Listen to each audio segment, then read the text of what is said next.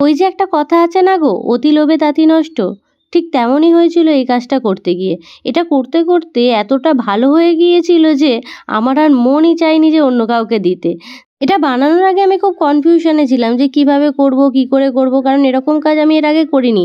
যাও first time বানিয়েছিলাম, তাতেই এতটা ভালো হয়ে গিয়েছিল। এর আগে গাছকৌটোতে কলকার কাজ বহু করেছি, কিন্তু এরকম 3D কাজ করিনি। দেখো নজর যখন পড়েই গেছে তাহলে অন্যকে দিই কিভাবে। অগত্যা আমাকে আরও একটা গাছকৌটো বানাতে হলো, কিন্তু সেটা আমি একটু কম ভালো করে বানিয়েছি, কারণ একই হাল যাতে আমার সেকেন্ড টাইম আবারও না হয়। বুঝতেই তো পারছো, পাপী মন। তবে কি জানো তো, প্রথম যেটা বানিয়েছিলাম মানে এই কাজটা কিন্তু অন্য অনেক আর্টিস্টকে কপি করে বানানো, তবে সেকেন্ড কাজটা পুরোটাই কিন্তু নিজের আইডিয়া করে বানানো। মানে এই কাজটা করবার পর আমি একটা কনফিডেন্স পেয়ে গেছিলাম, তাই জন্য সেকেন্ড কাজটা কিন্তু আমার পুরোটাই নিজের আইডিয়ায় বানিয়েছিলাম। মানে সেকেন্ড গাছকৌটোটা যাকে দিয়েছি সে কিন্তু পুরোটা একটা ইউনিক একটা গাছকৌটো পেয়েছে। আর এটা তো এমন কাজ তো আগে দেখেইছো তোমরা।